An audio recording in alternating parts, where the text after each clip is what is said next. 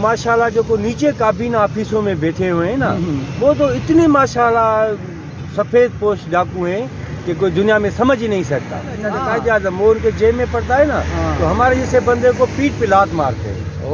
ये ऐसा बिहेवियर करते हैं कि जैसे हम लोग जंगल से निकल के आए, बड़े डाकू हैं। हम लोग पाकिस्तानी नहीं हैं, हम कोई इराक के एजेंट हैं या कोई बाहर मुल्क से आए हुए हैं जो हमें इधर रिस्पेक्ट नहीं मिल रही।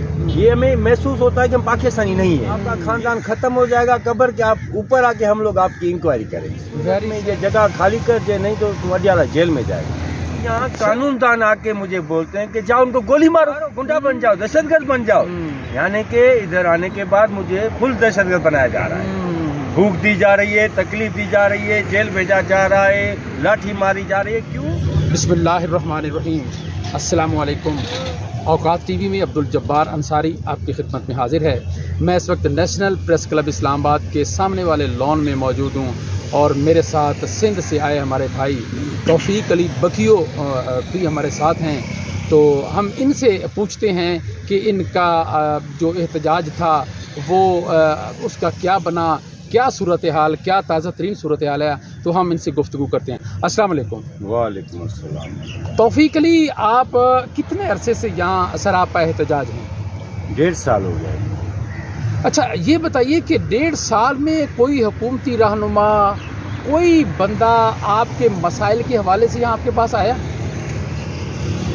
इस जगह पे कोई भी नहीं आया। अच्छा। मैंने आप जैसे मौजूद बंदों ने हमारे वीडियो चलाया, सब कुछ किया, चलाए इमेज पे। मैंने यही बोला कि भाई एक टीम बिठाए हुकूमत, सुप्रीम कोर्ट, पाकिस्तान आर्मी तो हाथ ही नहीं डाल रही। आर्मी के पास GST में मैं गया था पिंडी। अच्छा। कागजात लेके गया कि भाई ये मेरा इंसाफ करो। मेरे कल बोला हमारा ये काम नहीं है। अच्छा। चलो आपका काम नहीं है भाई, मैं खामोश हो गया। मेरी तो वैल्यू नहीं है क्योंकि रोड पे बैठा हुआ हूँ तो मैं बहस तो नहीं कर सकता।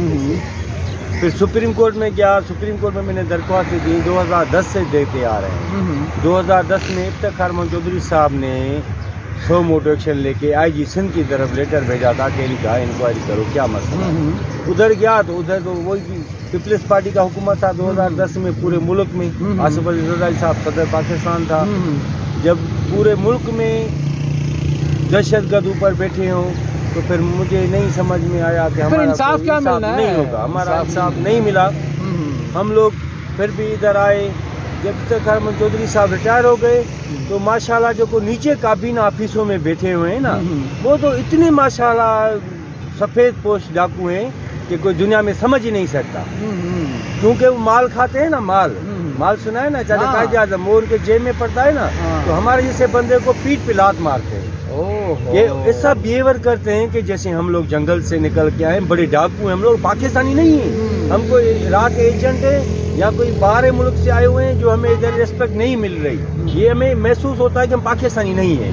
ये क्लियर महसूस होता है क्योंकि इन इदारों में जाने के बाद FI में मैंने दिए कागजात, नेब में कागजात पड़े हुए हैं जो मेरे पास वो मौजूद है सबूत। जो उन लोगों ने ये लेटर वापस रिटर्न दिया है, आपका केस दाखिल हो गया है, लेकिन अब जब आपका खानदान खत्म हो जाएगा कब्र के, आप ऊपर आके हम लोग आपकी इंक्वायरी करेंगे। वेरी सैड, बड़ी अफसोसनाक बात आपने बताई।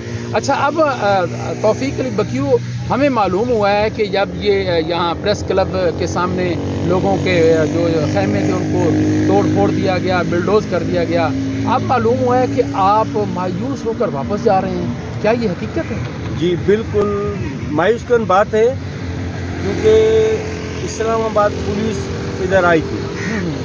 खेमे CGA ने उतरवाए, किसने उतरवाए हम नहीं जानते, अल्लाह जानता है। क्योंकि हमारा वैल्यू नहीं कि हम किसकी मालूमात करें क्या है मसला। ठीक है, जो भी किया।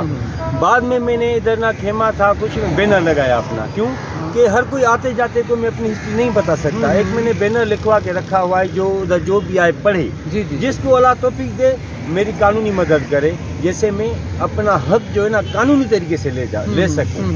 लेकिन इधर एसी साहब दूसरे पुलिस वाले आए, मेरे को 20 मिनट में ये जगह खाली कर दे, नहीं तो तुम अडियाला जेल में जाएगा। सर क्यों अडियाला जेल में जाऊंगा? इसकी कोई वजह, कोई मसलों में घूमता हूँ। ये एहतजाज की जगह है, साहब एहतजाज करते हैं। और 1.5 साल से मैं बैठा हुआ हूँ। अगर मुझसे आपको कोई शिकायत है तो आप मुझे बताओ सर। कोई मसला है, कोई मसाइल है, मैं तो इधर से उठता नहीं हूँ। रोटी भी इधर जो मिलती है नसीब खाता हूँ, नहीं तो 2-2 दिन भूख पे बैठ जाता हूँ।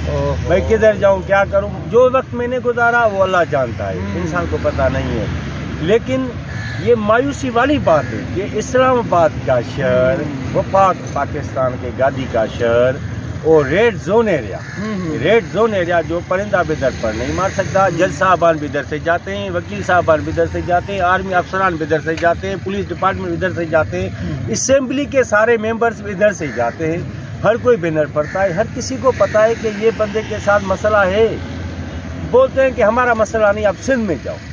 اچھا بھائی سندھ میں وفاق تو سب کا ہے نا، یہی تو مسئلہ ہے نا کہ میں اس امید پہ آیا تھا کہ ہمارا یہ بڑا ہے، ہمارے گھر کا جو ایک بڑا ہوتا ہے نا، باپ ہو بھائی ہو کوئی بھی ہو، گھر کا بڑا ہوتا ہے، یہ ہمارے گھر کا بڑا ہے۔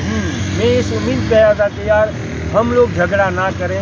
یہ بات ہے عبدالجبار صاحب، ایک میں آپ کو ریکویسٹ کروں نا کہ ہمارا جو حق ہے وہ چھوڑنے کی تو بات ہی نہیں ہے، وہ تو قیامت کے دن تک ہمارے خاندان میں ایک فرد رہے گا، ان کو نہیں چھوڑیں گے۔ لیکن میرا جو نظریہ تھا، میرا یہ نظریہ تھا کہ مجھے قانونی طریقے سے ملے، لیکن یہاں قانون دان آ کے مجھے بولتے ہیں کہ جاؤ ان کو گولی مارو۔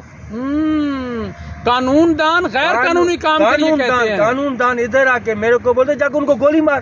سر ٹھیک ہے میں گولی مارتا ہوں، آپ لکھ کے دو، کوئی جج آ جائے، کوئی آرمی کا آفیسر آ جائے، جو کل کے لیے میں ان کو ماروں تو یہ تو ہونا کہ بھائی مجھے حکومت نے بولا تھا ان کو مارو، مجھے اختیار دیا گیا کہ تم ان کو مارو، گنڈا بن جاؤ، دہشت گرد بن جاؤ۔ یعنی کہ ادھر آنے کے بعد مجھے فل دہشت گرد بنایا جا رہا ہے، بھوک دی جا رہی ہے، تکلیف دی جا رہی ہے، جیل بھیجا جا رہا ہے، لاٹھی ماری جا رہی ہے۔ کیوں؟